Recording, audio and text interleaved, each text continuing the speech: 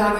இதனால் இந்த காலவெளியை கர்த்தர் நம்மை அவர்கள் பலப்படுத்தும்படி நமக்கு தெரிகிற வார்த்தை லூக்கா எழுதின சுவிசேஷம் அதனுடைய 12வது அதிகாரம் அதனுடைய 10வது வசனம். எவனாகிலும் மனுஷகுமாரனுக்கு விரோதமான விசேஷத்தை சொன்னால் அது அவனுக்கு மன்னிக்கப்படும். பரிசுத்த ஆவிக்கு விரோதமாய் தூஷணம் சொல்லுகிறவனுக்கோ மன்னிக்கப்படுவதில்லை. கர்த்தருடைய பரிசுத்த நாமம் மகிமைப்படுவதாக. இந்த வசனத்தை கொண்டுதான் தேவன் தேவசனங்களாகிய நம்மை இன்று அவர்கள் பலப்படுத்துகிறார். அது மாத்திரமல்ல, நம்மை எச்சரித்து உணர்த்துகிறார். இந்த வசனம் ஒரு பிரதானமான சத்தியத்தை நமக்கு காண்பித்து தருகிறது. நாம் நீங்களும் வாழ்கிற இந்த கடைசி காலம் என்ன காலம் என்று வேதம் சொல்கிறது தெரியுமா? இது கிருபையின் காலம். ஆண்டவராக இயேசு கிறிஸ்து வெளிப்படுவதற்கு முன்பதாக வரைக்கும் பழைய ஏற்பாட்டின் காலத்திலே பிதாவாகிய தேவன் பரிசுத்தவான்களை கொண்டு தம்முடைய கிரியைகளை, தம்முடைய மன விருப்பத்தை அவர் நடத்தி கொண்டு வந்தார். அதன் பிற்பாடு மனு குலத்தை மீட்க தாம் குறித்த காலத்தில் தம்முடைய குமாரனை அவர் இந்த பூமிக்கு அனுப்பினார். எப்பொழுது ஆண்டவராக இயேசு கிறிஸ்து வெளிப்பட்டாரோ அதன் பிற்பாடு இயேசு கிறிஸ்து வந்து பிதாவின் சித்தத்தை நிறைவேற்றி ரட்சிப்பை மனு குலத்திற்கு கொடுத்த பிற்பாடு அவர் மரித்து உயிர் தெழுந்து பரமேறி சென்று விட்டார். இப்பொழுது பிதாவின் வலது பாரசத்தில் வீற்றிருக்கிறார். அவர் நமக்காக அவரால் கொடுக்கப்பட்ட ரட்சிப்பை, அவரால் முன்குறிக்கப்பட்டு அழைக்கப்பட்டு நீதிமான்களாக்கப்பட்டு மகிமைப்படுத்தப்பட்ட தேவ ஜனங்களை, ரட்சிப்பை பெற்றுக் கொண்டவர்களை கர்த்தருக்குள்ளே வழிநடத்தும்படியால் சகல சத்தியத்திற்குள்ளும் நடத்தி பாவத்தை குறித்தும் நீதியை குறித்தும் நியாயத்தீர்ப்பை குறித்தும் கண்டித்து உணர்த்த அவர் பிதாவின் ஆவியாகிய பரிசுத்த ஆவியானவரை நமக்காக அனுப்பியிருக்கிறார். நான் போன பிற்பாடு தேற்றரவாளனை உங்களிடத்தில் அனுப்புவேன் என்று கர்த்தர் வாக்குப்படினபடியே பரிசுத்த ஆவியானவர் நமக்காக அருளப்பட்டிருக்கிறார். பெந்தேகோஸ்தே நாளிலே பரிசுத்த ஆவியானவர் 120 பேர் மேலே பரிசுத்த ஆவியானவர் அருளப்பட்டதை வேதம் நமக்கு காண்பிக்கிறது. அதன் பிற்பாடு இன்று வரைக்கும் இனி ஆண்டவராக இயேசு கிறிஸ்து மத்திய ஆகாயத்திலே மணவாளனாக வந்து சபையை அழைத்து செல்லும் வரைக்கும் இது பரிசுத்த ஆவியானவரால் நடத்தப்படுகிற அந்த காலத்தை நமக்கு காண்பிக்கிறது. இது பரிசுத்த ஆவியானவரின் காலம். இந்த காலத்தில் அவர்தான் பலமாய் கிரியை செய்கிறார். தேவ ஜனங்கள் வசனத்தின்படி வாழ, தேவனை அறியாத ஜனங்கள் தேவனை அறிந்து கொள்ள, சபை என்கிற மணவாட்டி சபையிலே ரட்சிக்கப்படுகிறவர்கள் அனுதினமும் சேர்க்கப்பட, அந்த மணவாட்டி சபை கர்த்தருக்கென முழுமையாக உருவாக்கப்பட பரிசுத்த ஆவியானவர் தான் கிரியை செய்து கொண்டிருக்கிறார். நாம் வசனத்தை வாசிக்கும் பொழுதும், அதை கேட்கும் பொழுதும், அதை தியானிக்கும் பொழுதும், நாம் ஜெபிக்கும் பொழுதும் நமக்குள்ளே கிரியை செய்கிறவர் பரிசுத்த ஆவியானவர். நாம் ஏற்றபடி வேண்டிக் கொள்ள அறியாது இருக்கும் பொழுது நமக்காக வாக்கு கடங்காத பெருமூச்சுகளோடு நமக்காக வேண்டுதல் செய்கிறவர் பரிசுத்த ஆவியானவர். இப்படி எல்லாமே நமக்கு உள்ளும் புறமும் இருந்து செயல்படுகிற பரிசுத்த ஆவியானவரை எந்த விதத்திலும் நாம் தூஷிக்க கூடாது என்று தேவஜனங்களாகிய நாம் அறிந்திருக்க வேண்டும். அதைதான் இந்த வசனமும் நமக்கு எச்சரித்து உணர்த்துகிறது. ஆண்டவராக இயேசு கிறிஸ்து அவர் வெளிப்பட்ட பொழுது அவரை அநேகர் தூஷித்தார்கள். இவர் பிசாசுகளின் தலைவனால் அற்புதங்களை செய்கிறார் என்று அநேக காரியங்கள் சொன்னாங்க. அவரை தூஷிச்சாங்க. சிலுவையில் தொங்கிக் கொண்டிருக்கும் போதும் தூஷிச்சாங்க. அதன் பிற்பாடும் ஆண்டவராக இயேசு கிறிஸ்துவை அநேகர் தூஷிக்கிறாங்க.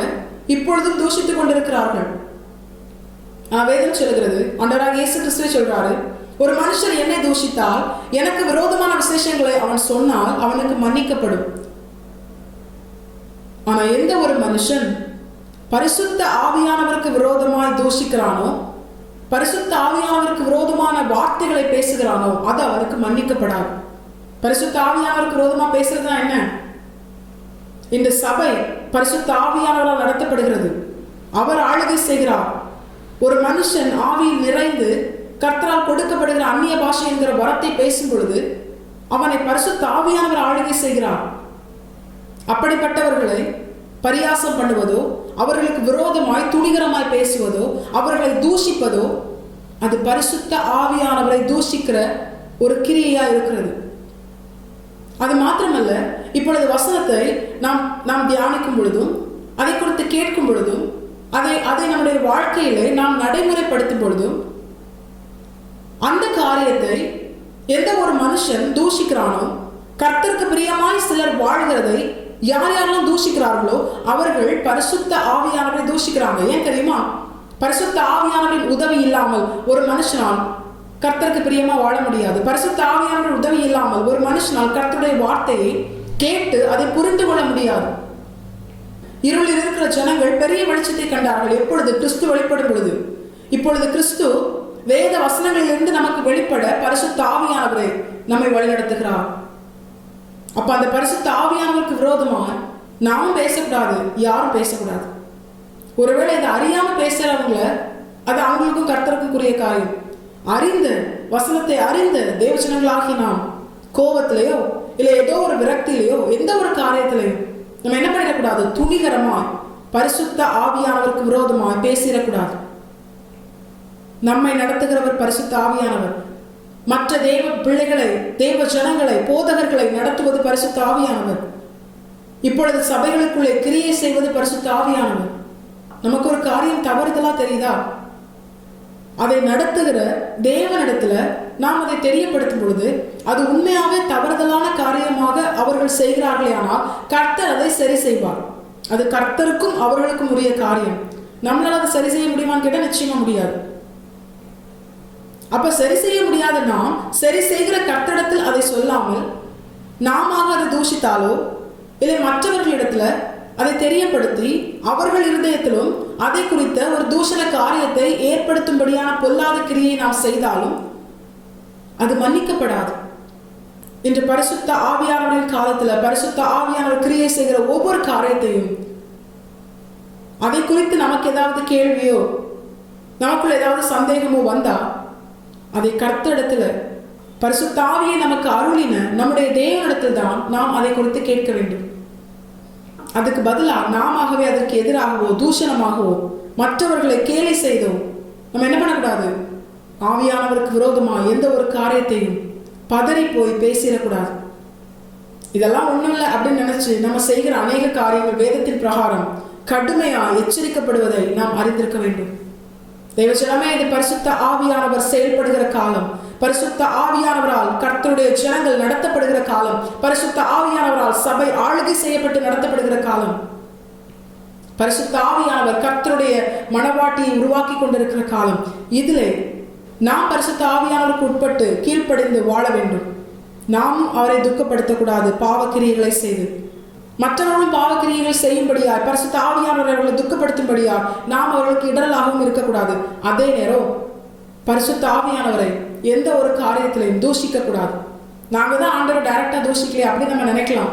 ஆனா பரிசுத்த ஆவியானவரால் நடத்தப்படுகிற எந்த காரியத்தையும், எந்த ஒரு தேவ பிள்ளையையும், எந்த ஒரு சபையையும் நாம் தூஷித்தால், நாம் அதற்கு விரோதமாய் செயல்பட்டால், பேசினால் அது பரிசுத்த ஆவியானவரை தூஷிக்கிற கிரியையா இருக்கிறது. அப்படிப்பட்ட பாவம் மன்னிக்கப்படாது. எல்லா பாவத்தையும் மன்னிக்க வல்லமையுள்ள கர்த்தர் சொல்லுகிறார், பரிசுத்த ஆவியானவருக்கு விரோதமான பாவம் மன்னிக்கப்படாது என்று. கர்த்தரே மன்னிக்கலனா நிச்சயமா அந்த மனுஷனால் என்ன பண்ண முடியாது? நித்திய ஜீவனுக்குள்ள பிரவேசிக்க முடியாது.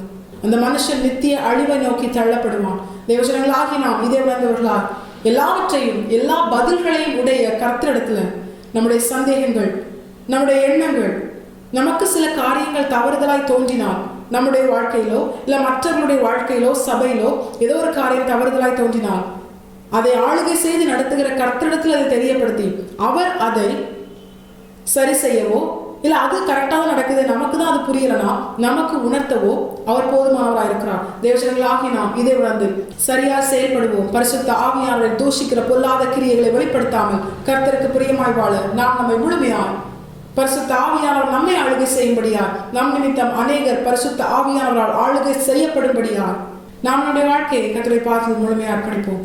கிருதாம் இந்த வசனத்தை கேட்ட அனைவரையும் ஆசீர்வாதத்தோடு எடுத்துவாராக. கர்த்தரை பரிசுத்தம் மட்டுமே மேம்படுவதாக. மாரநாதா இயேசு வருகிறார். அடுத்தமாவும் பிரயாசப்படுத்துவோம். ஆமென். பலன் ஒன்றுமில்லை என்று நான் அறிவேன், அவர் பலனின்றும் குறையவில்லை.